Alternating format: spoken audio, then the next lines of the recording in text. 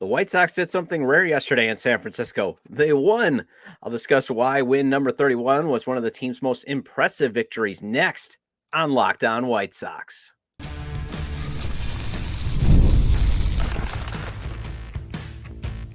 You are Locked On White Sox, your daily Chicago White Sox podcast. Part of the Locked On Podcast Network, your team every day.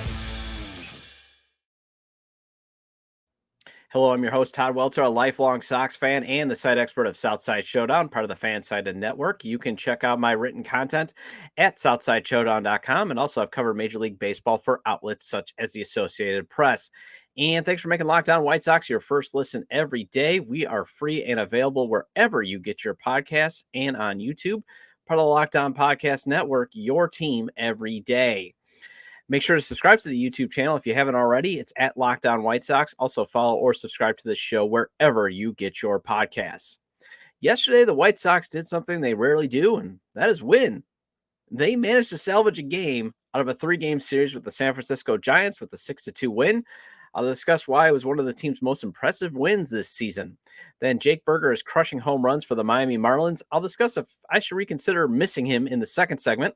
And finally, I want to circle back to the Sox win total and go over some interesting facts about just how bad it is for the Sox to have 31 wins on August 22nd. And also one of the reasons why they have only 31 wins on August 22nd. Today's episode is brought to you by Game Time. Download the Game Time app, create an account, and use code LOCKDOWNMLB for $20 off your first purchase. Terms apply. Well, the White Sox victory yesterday was impressive for 3 reasons. Besides just winning. Obviously, that is huge. I mean, it rarely happens. The first reason was a bullpen that I've been harsh on was outstanding backing up Garrett Crochet. The second reason was an offense that is usually lifeless after the 6th inning came through in the 9th to break this game wide open. And the third reason was by salvaging a game, the Sox were not completely the get-right team for the Giants, as San Francisco thought they would be. The Sox might be eliminated from the playoffs, but the schedule allows them to have a little say in who makes out October, so that kind of makes things interesting for, if you're watching over the last, 5 weeks of the season. And, I've been crushing Chad Kuhl and John Brebbia lately, and I still think they should not be on this team. Don't get me wrong. I am not changing my opinion because they had one good game. But yesterday, they were part of a bullpen effort that blanked the Giants for 5 innings. Crochet pitched his customary 4 innings, and he cruised through the first 3 innings, ran into trouble in the 4th when he allowed 2 runs to score and tied the game at 2. But the bullpen kept the game tied the rest of the way, and I got to give Kuhl his flowers. 2 innings where he struck out 4 and allowed 1 base runner. Much better than when he got crushed in his, against the Yankees last week. In the efforts of Kuhl, Justin Anderson, Frazier Ellard, and Brebbia allowed 2 base runners the rest of the game. 2! The bullpen only allowed 2 base runners over the last 5 innings. And heck, the pen issued no walks. The defense committed no errors. I mean, they really didn't give a lot of extra outs. It looked like a professional baseball team out there. I know you're shocked. It's crazy. But those 4 combined to have 8 Ks too. Not bad. Still not good enough for me to change my mind on thinking the Sox keep wasting precious evaluation and developmental innings for younger pitchers by sending Kuhl and Brebbia out there. But for one game, it made sense. Again, since and I know hot take here, but I keep saying nothing is gained if the Sox finish 38 and 124. Nothing. The owner has a very high capacity for embarrassment, as we've seen. And the Sox will not get a top 9 pick next year. That's the reason why I'm in the minority of saying I don't really want to see the Sox beat the 62 New York Mets. Anyways, the offense looked like it was going to waste a golden opportunity in the 9th when the lineup loaded the bases. Gavin Sheets, he has been swinging a hot bat lately, but he was allowed to hit against lefty Eric Miller with 1 out. Interim manager Grady Sizemore actually decided to go with the lefty-lefty matchup. And we know Gavin Sheets isn't the greatest against lefties. But Sheets took some hacks to make it 6-2 with one swing, but he ended up striking out swinging. And you just had that feeling that, all right, Corey Lee's going to follow up. He's going to get out, and the Sox are going to have squandered a golden opportunity to pick up a rare win. Bullpen's going to blow it in the bottom of the 9th. They're going to allow a walk-off homer or a hit. Instead, Corey Lee comes through with a huge single to score Luis Robert Jr., who, by the way, he started the rally with a nice piece of hitting. He had 2 strikes on him. Just gets a poke single. Just gets the bat on the ball, bat to ball. That's what I would love to see more in baseball is, launch the ball. But when you got 2 strikes on you, just get the bat to the ball. Get it in play. Do whatever you got to do to get on base and then let the next hitter come through. Anyways, Luis Robert Jr. went 2 for 3 with a walk. And Andrew Benintendi also came through on Corey Lee's single. He came home after a Giants throwing error. So not only do the Sox come up with a clutch hit, but they also get an extra, they get the insurance run by another team's mistakes. That usually happens to the White Sox, not for the White Sox. Lenin Sosa, also for good measure, followed up with a 2 RBI single of his own after Corey Lee. This rarely happens for your Chicago White Sox. And I kept thinking throughout the final 5 innings, the Sox are going to fail to keep it tied at 2. It's what they do, especially late in the game. They are now 3-12 when tied after 8 innings. Giants ace Logan Webb, he was dealing after he gave up 2 early runs as he cruised through 8 innings of work. And you just thought, okay, someone in the pen is going to blow it. And it didn't happen. It did not happen. The Sox actually came back to win after giving up a lead. And even more impressive about the 9th is the Sox are the worst team in baseball in scoring runs after the 6th inning. The Sox average .90 runs from the 7th to the 9th inning. 0.9. They have 9 walk-off losses this year and 47 blown leads to just 10 comeback wins. That low comeback win total is because the offense goes ice cold late in the game, but not yesterday. They came through in the clutch. And the Giants had a chance to gain some ground on the Atlanta Braves in the wild card race, especially after the Braves lost last night. A series sweep would have been huge for San Francisco, and instead they stayed pretty much where they started the series in the NL wild card race at 3.5 games back. And the Giants were expecting a sweep. When I went back and watched the Giants television broadcast to start the series, they're like, we got to take advantage of this. And hey, the Giants, they won the series, but it would have been ideal for their playoff hopes to win, to sweep the Sox. And after seeing this team look lifeless towards the end of Pedro Grifol's managerial tenure, it's good to see the Sox at least have some life, not have some quit. Grady's boys don't quit. And I think that's all you can ask for. You take games like yesterday as the Sox trudge toward the finish. And for those who want Jerry Reinsdorf to wear the worst record ever, first, 1 win is not going to disrupt that.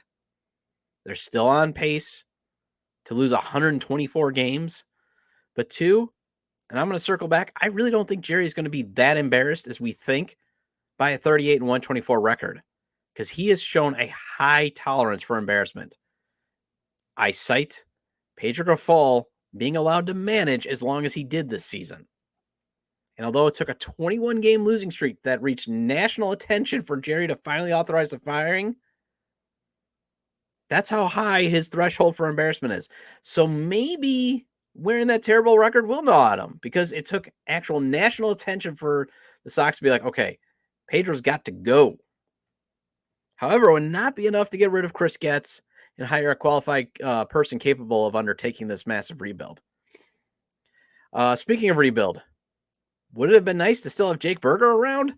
I'll discuss that after the break on Locked On White Sox.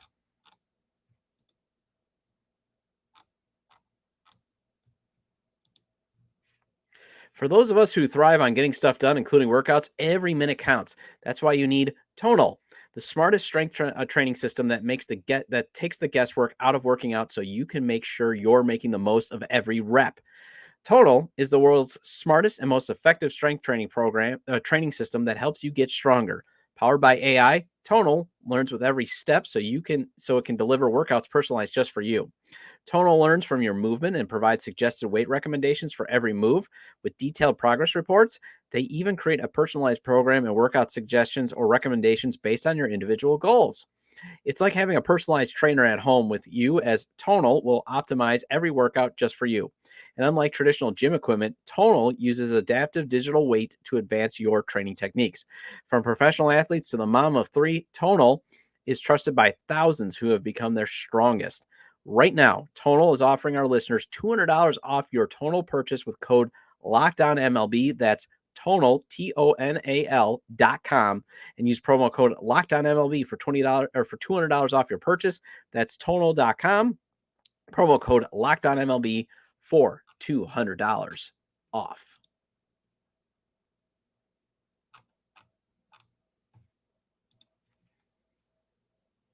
And thank you for making Locked On White Sox your first listen today. For your second listen, enjoy the Locked On MLB podcast. Host Paul Sullivan, a.k.a. Sully, is here to provide national expertise with his trademark humor to help you get ready for the MLB playoffs here in the dog days of summer. Prepare for the Fall Classic with Sully, who has it all covered for you every single day on Locked On MLB, available on YouTube or wherever you get your podcast, part of the Locked On Podcast Network, your team every day. And the White Sox are off today, but start a 3-game series with their division rival, the Detroit Tigers, tomorrow. First pitch is at 7:10 p.m. Central Standard Time. Catch every pitch of the White Sox hometown broadcast with the SiriusXM app. Search White Sox. Are they off tomorrow? Hold on. I got to check that. Sorry. Uno momento. Yep, they're off. And it's a 4-game series. Sorry. It's a Friday to Monday series. And welcome back to Locked On White Sox. I'm your host, Todd Welter. Make sure to subscribe to the YouTube channel at Locked On White Sox. Also follow or subscribe to the show wherever you get your podcasts. All right, so I'm going to reconsider my position and say I do miss Jake Burger on this team. I know I said, I think it was in a July episode or a June episode where I was like, I don't miss Jake Burger. I did revisit the trade. And it's okay to reconsider something once new information is provided. It's okay to admit you're wrong. I'm one of those hosts. I can throw up my hand and say, I'm wrong. I don't need to double down. But the new information provided to me is I would just like Jake Burger back on this team for something to watch. I mean, he is raking for the Miami Marlins right now, while the 25-year-old Jake Eder, the pitcher the Sox got for Burger at last year's trade deadline, is struggling at AAA after being inconsistent at AA. And again, entertainment purposes, because Burger's still a very streaky hitter. But the way he is crushing home runs, it would be nice to see him doing that in a White Sox uniform, since this team rarely hits home runs. The Sox have hit 2 home runs in the past 7 days, and both were hit by Luis Robert Jr. The team has hit 13 dingers this month. Burger has 10 this month and counting. He has 13 in the past 30 days. I mean, there's a fair chance that Paul DeJong's 18 home runs for the Sox this season will stand up as the team leader. And he's no longer with the club. They traded him to Kansas City. He's not here anymore, folks. And yes, I would love to see Jake Burger crush bombs the rest of the season on the South Side. You know, instead, the dysfunction of Kenny Williams and Rick Hahn's front office sent away a slugger on a cheap deal with years of control for a pitcher who is now 25 and likely to be nothing more than a reliever. Although, disclaimer, I'm fine with that. If Eder's nothing more than a reliever. Cheap, effective, relative young bullpen arms are not a bad thing. But still, it's not a great look. And that's the thing. Perception can be everything when you're on pace to lose 124 games. And you have to look, why are you on pace to lose this many games? And one of them is when you trade away, again, a cheap, controllable, relatively young slugger for a pitcher who is coming off Tommy John surgery, who was 24 last year, and one who has proved to be inconsistent and sometimes ineffective in the minors. He has an 11.63 ERA and 21.2 innings at Charlotte. Now, that place is a bandbox, to be fair. But he had a 5.09 ERA at AA Birmingham. And anytime I turn on a Barons game and, When they had that great pitching staff of Thorpe and Mason Adams and Kai Bush, Noah Schultz, who's still there, obviously, and Eder, I did turn it on. I did try to watch as many Barron games as I could, as I have the MLB TV package. And it always seemed like Eder was on, and he always seemed like he was pitching whenever I turned him on. And he always looked inconsistent. He would have a great pitch one moment, and then his command would be way off. And his last outing was terrible. He pitched a third of an inning, 4 hits, 6 runs on August 20th. Meanwhile, at the big leagues, a big league player that the Sox traded away, Jake Burger is hitting .307 with a 1.130 OPS this month. He is slugging .747 in August. July, he had a .287 average with a .963 OPS and 8 home runs. His average was at .211 with an OPS of .584 on June 26. It is now .249 with a .780 OPS. That would be leading the Sox. And also, it just shows you, yes, Burger was a very inconsistent hitter. He could be very streaky. But at the same time, it shows you guys can get better throughout the season, where we've just seen nothing but slumps in the White Sox lineup. So that's another reason why I miss Jake Burger right now. It would be great to see a guy take his average from .211 to even .249, raise it by 30 points. And he probably could still go higher. I mean, the guy is just raking right now. Although, would he help with winning? And that, I believe that was my segment about a month or two ago. No. He has a .8 WAR, and the Marlins are still one of the worst teams in baseball. But entertainment is something that this team has lacked, especially now that Crochet is just pitching 4 innings. And in rebuilds, you still want some entertainment value. You would still like to come out and see, something impressive. And that's the other thing that's just been lacking with the Sox this year. There's not a ton of entertainment. There's Garrett Crochet. Before Eric Fetty was traded, you had Eric Fetty starts. But now that Crochet's on the innings limit, it's, you're waiting maybe for Luis Robert Jr. to start hitting. And he gives you signs that he's going to break out of this slump. But then he goes on, has an 0-for-4 game with 3 strikeouts. Dominic Fletcher is fun to watch in the field, but he can't hit. So, yes, for entertainment purposes, I would have loved to see Jake Burger still be on this team. All right, so I saw an interesting tweet from the Brewers Radio Network postgame host that got me thinking, man, Sox 31 wins at this time is even more pathetic in the grand scheme of things than you and I might realize. And I'll discuss that after the break on Locked On White Sox.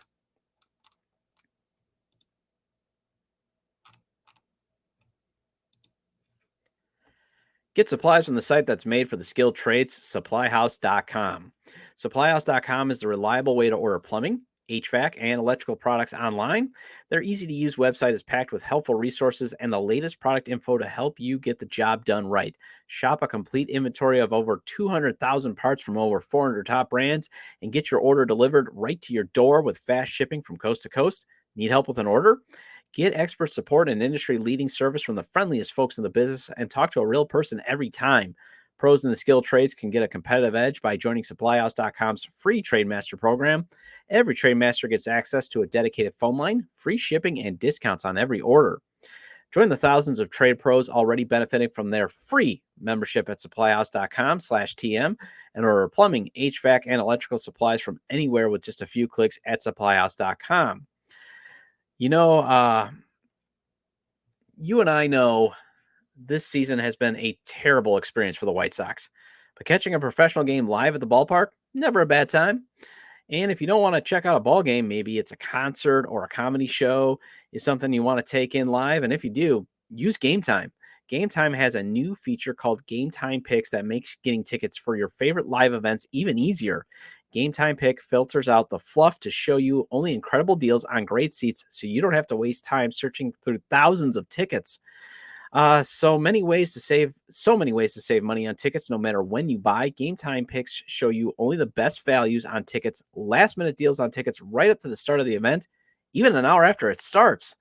Exclusive flash deals and sponsored deals on tickets for football, basketball, baseball, concerts, comedy, theater, and more.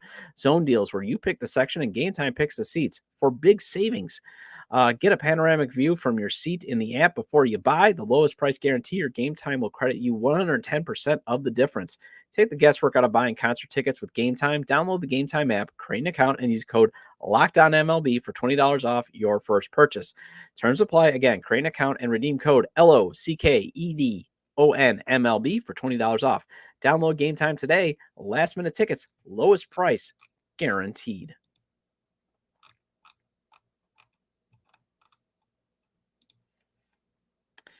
And the White Sox are off today, but start a 4-game series with their division rival, the Detroit Tigers, tomorrow. First pitch is at 7:10 p.m. Central Standard Time. Catch every pitch of the White Sox hometown broadcast with SiriusXM on the SXM app. Search White Sox. And welcome back into Locked On White Sox. I am your host, Todd Welter. Shout out to all my everydayers who've stuck with me this far. Now, programming note. You may have been tuning in thinking, hey, weren't you supposed to have on tap Sportsnet's Besnek Zakuri? I was.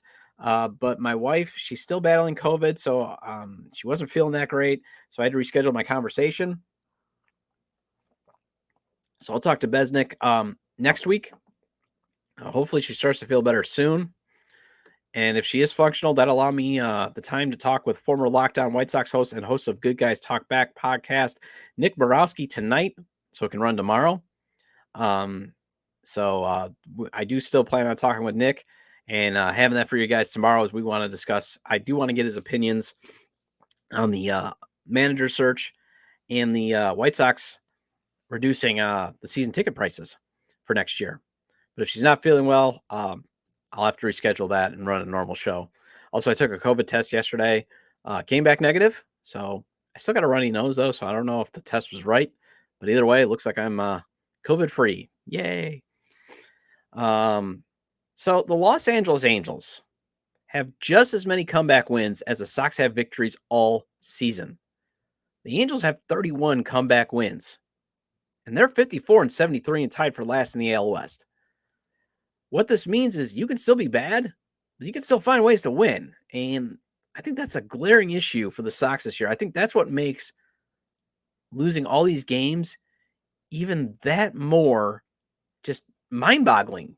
Because the Sox actually find ways to lose. I mean, you can be bad and still not find ways to lose. You know, that's what professional baseball teams can do. You know, professional baseball teams find ways to win, to come back from deficits more than 10 times. The Angels are showing that.